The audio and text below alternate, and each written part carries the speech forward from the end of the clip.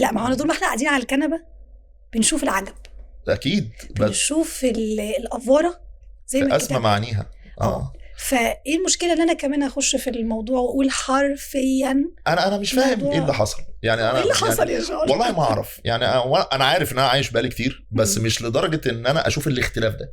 يعني كنا بنتكلم عادي، دلوقتي بقى في كميه اختصارات وكميه لغه مختلفه و OMG وفي اسامي اتغيرت يعني. وفي ASAP. فانا لما سالت ASAP طول as soon as possible. ليه يا حبيبي؟ ما ده كان زمان في البيزنس كنا بنقول الكلام ده as soon as possible، بس أيوة دلوقتي قول لي as soon as possible، ما تقوليش ASAP. لا هو في سؤال مهم، في سؤال مهم.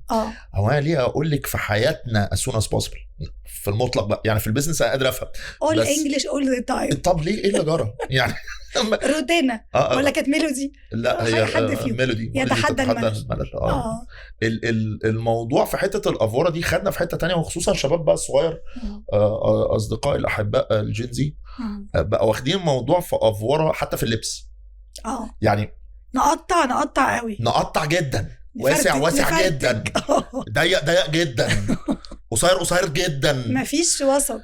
ايه فعلا ما حلو ان الوسط لطيف. هي بس انا بشوف ان فكره الافوره جايه برضو للاسف الشديد، وانا عارف ان في واحد في الكومنتات هيقول لي طب ما باب النجار مخلع.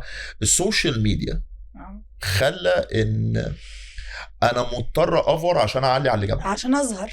زي شفتي زي الانترو بتاعتي يا حلوين ويا كتاكيتي، تطلع واحده من بلوجر تقول لك يا كتاكيت عاملين ايه. طب انا راضي ذمتك، انا لو بتفرج عليها هبقى كتاكيتها ازاي؟ يعني هبقى كتاكيتها من انهي اتجاه؟ كتكوت. هي دي كتكوت بالحجم ده مرعب قوي، ده اوفر فعلا. اللقطه كلها فين؟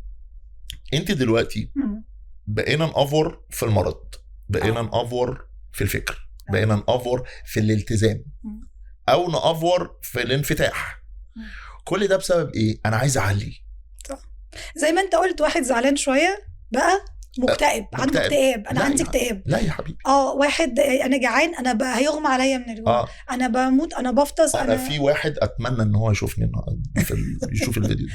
في واحد خضني عليه وهو بيتكلم، شاب برضه صغير كده، وبيقول لي كنت بكلمه عن كتاب مهم جدا وبتاع مش عارف ايه. قال لي ايه ده الكتاب ده حلو قوي، ابعتوا لي انا مش قادر اتنفس. فبقول له ليه؟ انت كويس؟ طب نجيب دكتور. قال لي لا يعني بسرعه. هو من كتر اللي هو مش قادر اتنفس، صيغه مبالغه، مش قادر اخد نفس يا جماعه. الراجل محتاج ليه مش قادر تتنفس من كتاب يعني؟ ليه؟ ما هي دي افوره.